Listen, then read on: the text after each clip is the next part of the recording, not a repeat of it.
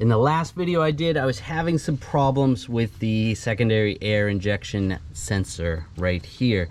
Not all Volkswagens or even other vehicles have this sensor. What it does is it's going to check the pressure of the secondary air system, seeing when it's running that there's actual pressure going into the valve and into the exhaust system. So this is an updated sensor that has a new tube with an updated wiring harness connector. You have to add that as well. Here's how this system works. Now it's kind of hard to see everything, so I have extra parts right here. There is a pump right there. There's the hose. There's the sensor. And a lot of times these sensors are wrong. Sometimes people put map sensors in instead of the actual sensor that's supposed to be there. But check out that new hose, that updated hose that comes with the sensor. And then you have the valve right here.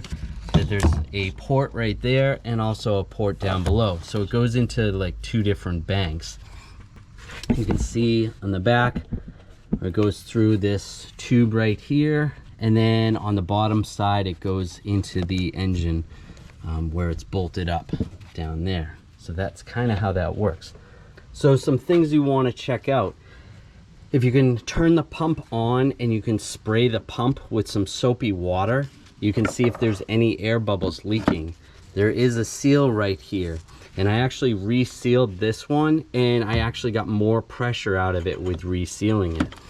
You need to be careful with some of the cheaper pumps out there. If you buy a cheap pump, it might not have enough pressure to pressurize the system when it's being used. It only comes on when the vehicle starts. So you can also check for any leaks in these hoses. So you spray those down, and if you can turn the pump on, you can see if there's any air bubbles. If there is, that's not good. You got to have that fixed.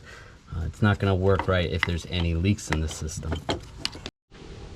We showed you how to open and close the valve with the power and ground on the valve, and you can see if that's opening and closing properly. And a major thing, probably the most common problem with these is carbon buildup. In this tube right here, if you see, you can have, if you're having exhaust gases in this tube and it's cooling down, you're gonna build up carbon. So what you can do is take this valve off. It's a little bit tricky to get to. And then clean out this tube. You can spray some top engine cleaner in there or some brake parts cleaner. Try to clean it out the best you can, and some compressed air. What I did was take this long tube and just send it down there as far as I could get it to go, and then sprayed cleaner in there and pulled it out, exercised it a few times, and sprayed some compressed air, and that cleared all that tube out. And then I did the same down below the best I could. So there you go. I hope that helped you. There's a couple tips that you can do that aren't going to cost a lot of money. Check out for any of those leaks.